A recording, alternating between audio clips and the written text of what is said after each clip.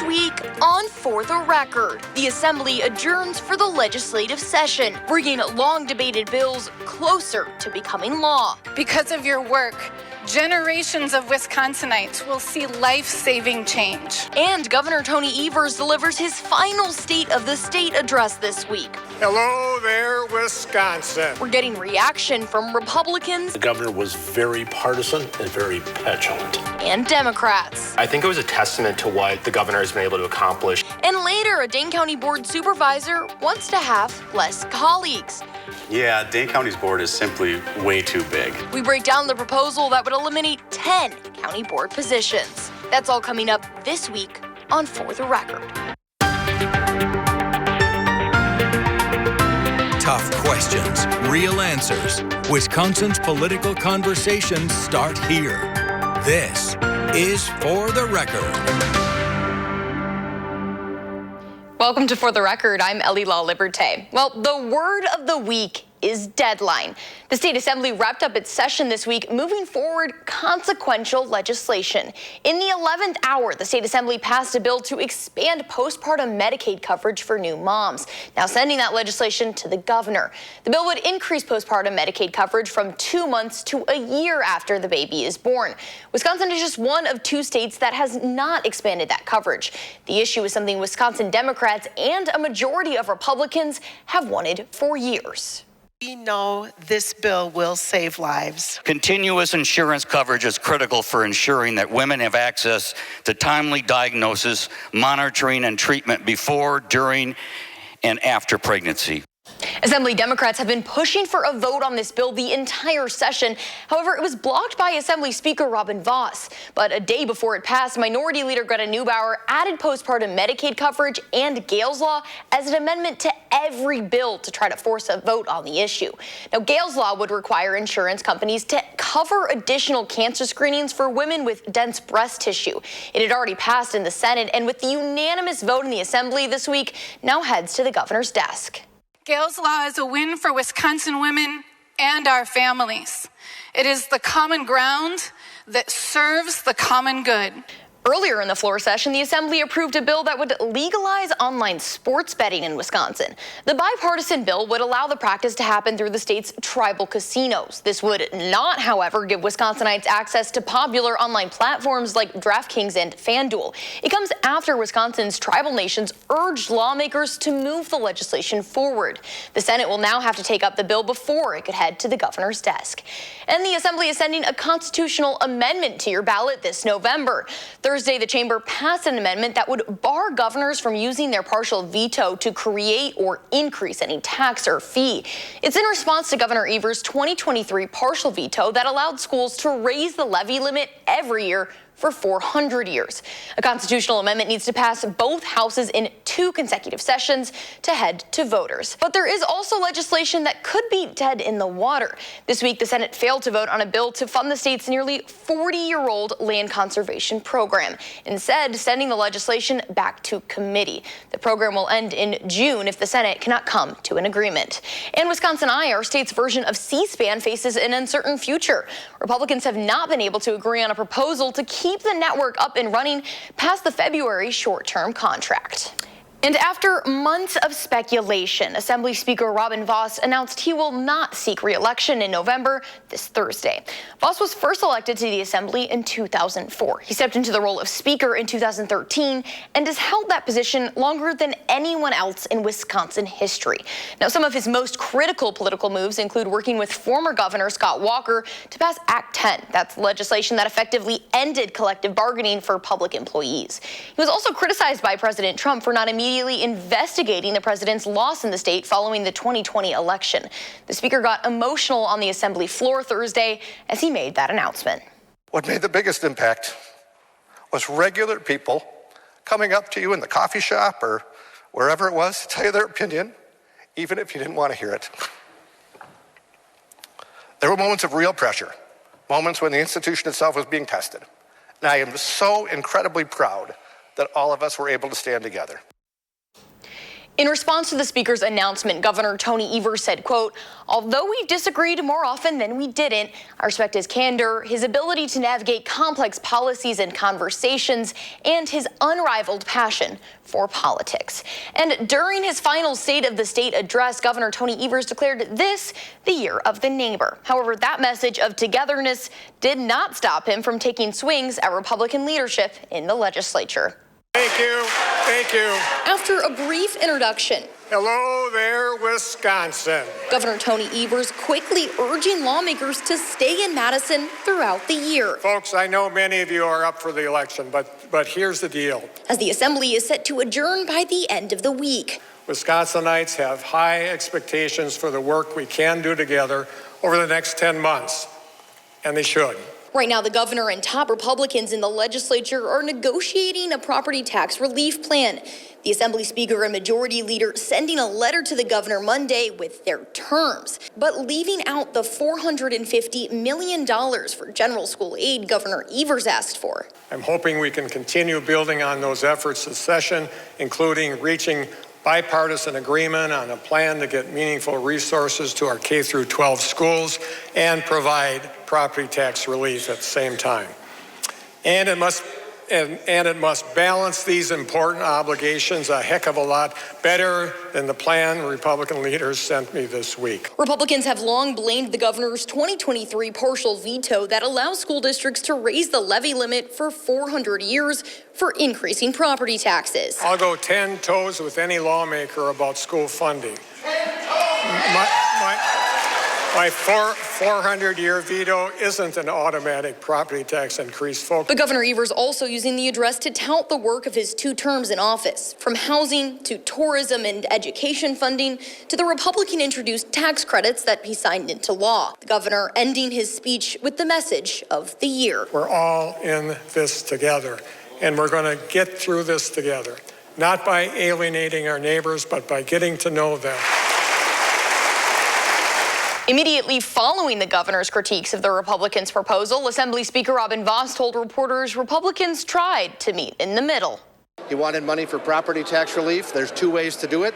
The school levy credit, which we proposed, is actually bigger than his proposal.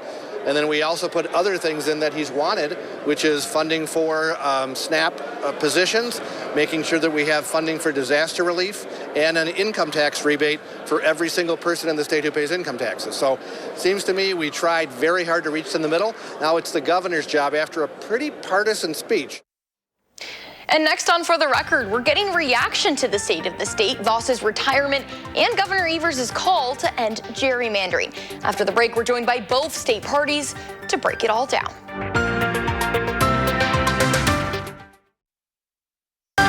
Welcome back to For the Record.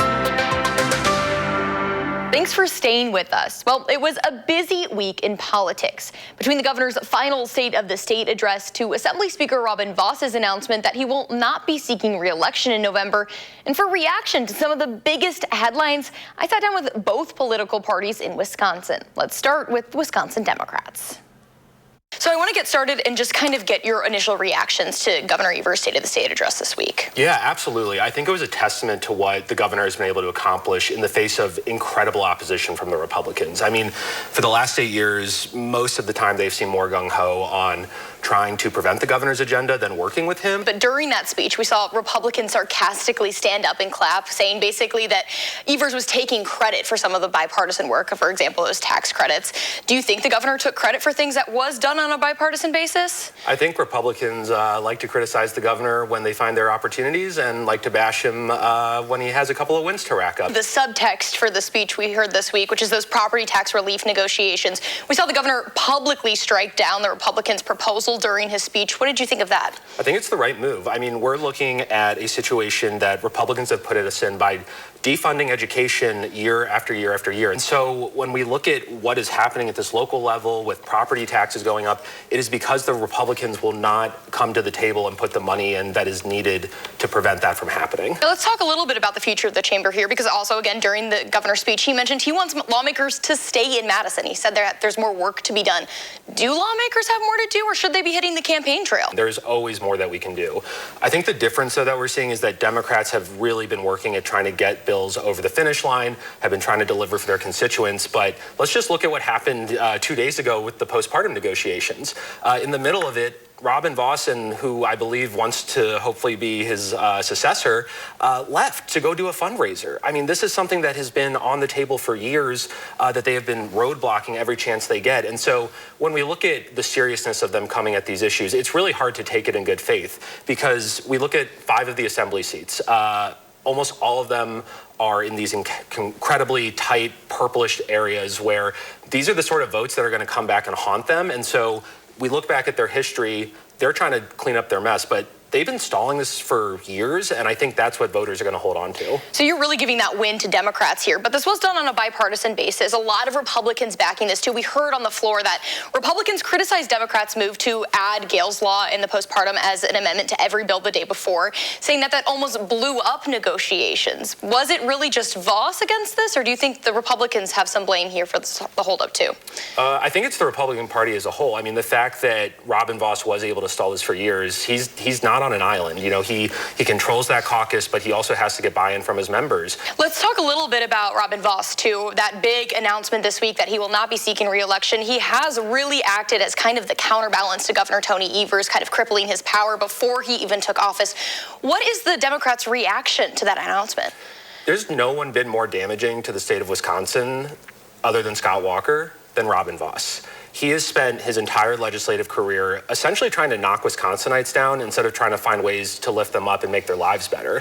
And so, good riddance to Robin Voss. That's all we have time for this morning. Thanks so much for joining us. Thank you. Let's turn now to reaction from the GOP. Here's Chairman Brian Schimming on reaction to Governor Tony Evers' State of the State address.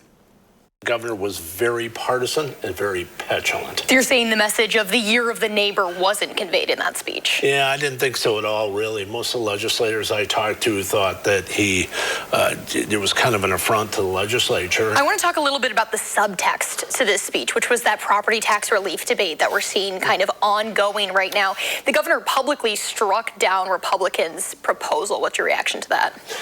A mistake for a couple of reasons. Number one, this is the first governor in my memory who used his veto power to create a whole new law to raise property taxes for the next 400 years. So the governor's got no room on property taxes, especially since now as people have gotten their property tax bills and seen how much they've gone up. When these negotiations first started, we actually saw Republicans not on the same page. Was that a bad look for Republicans during this? I didn't really think so. I think that was an insider's bad look. I want to move now to something else the governor addressed in his speech, which was calling lawmakers to stay in Madison throughout the year instead of heading to the campaign trails. The assembly wrapping up its session this week. Do lawmakers have more work to be done in Madison? I don't think really they have a lot of work to be done in Madison. And frankly, if the governor wanted the legislature to stay, he would have had a more cooperative attitude about trying to convince them to do that. But look, Republicans are ready to go to the campaign trail in the fall and say, look, the governor signed a 400-year tax increase. Every Democrat running for governor and being in the legislature supported that tax increase and that ability. That's the difference. They vote for tax increases. We vote to give people tax relief. So you're saying lawmakers should break this early to go and hit the campaign trail? Well, what I'm saying is I think they have some work to do and they want to get it done, especially on the tax and spending issue. So I hope that they're able to do that. But the governor's got to cooperate, too. He just can't point fingers.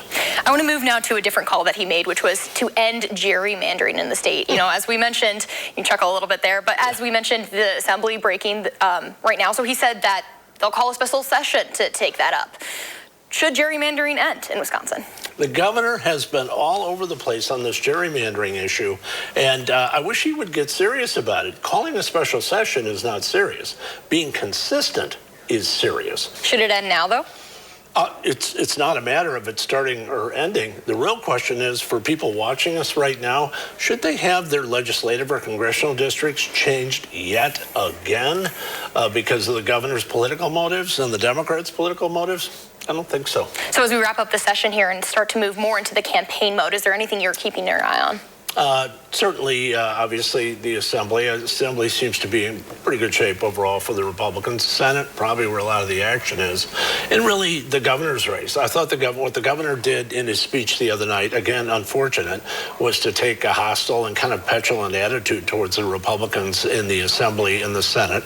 I thought that was a mistake. It tells me that the governor is worried about the campaign. Thanks for joining us. Thanks for having me. Those are condensed versions of both interviews. To see the full conversations, you can head to channel3000.com. And next on For the Record, a Dane County Board supervisor wants to have less colleagues. Why he says the Dane County Board is too big and how the proposal would work when we come back.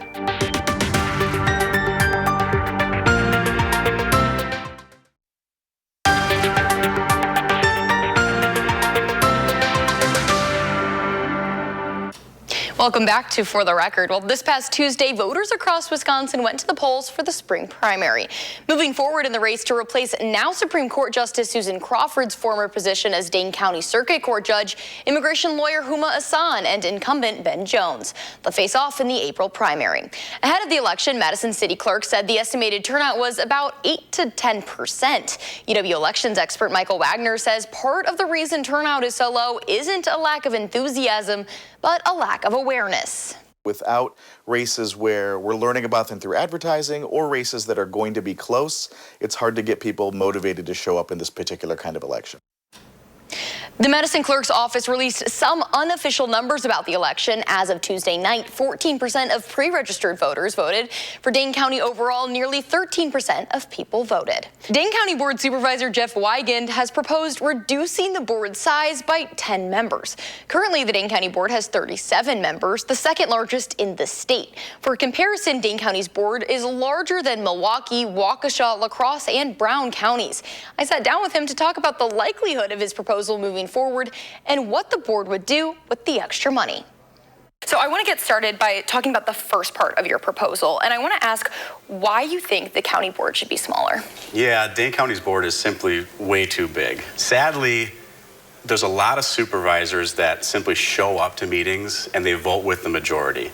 They're not curious, they don't ask questions of staff, they don't author original ideas or proposals, they simply show up and collect a paycheck. Why bringing the board down 10 members? Why that number? You know, we'll spend money and no one will have any questions about how we're spending that money. Is that money being spent wisely, efficiently, effectively? And it just seems like there's a voting block that whatever the city of Madison wants, that's what ends up happening. So let's just have a more efficient board. Let's reduce it from 37 members to 27 members, and let's use those monies more efficiently and more effectively. Whose seat should go? So my proposal would give an independent commission up to 2 years to create the new maps. So my maps, reducing from 37 to 27, would go into effect for the next elections, which would be taking place in 2028. So it gives staff time to propose those districts in a fair, neutral, nonpartisan way. And then those would come to the county board and we would vote on them at some point in time during this upcoming term. Would your position potentially be up to be cut? That would be up to the commission. They would look at the populations, they would look at the criteria to create these districts, and we're simply talking about reducing them. So you're going to take a population right now, each supervisor represents roughly 15,000 people. With my proposal, those districts would be increased in size to about 19,000 people in each district, which is very doable.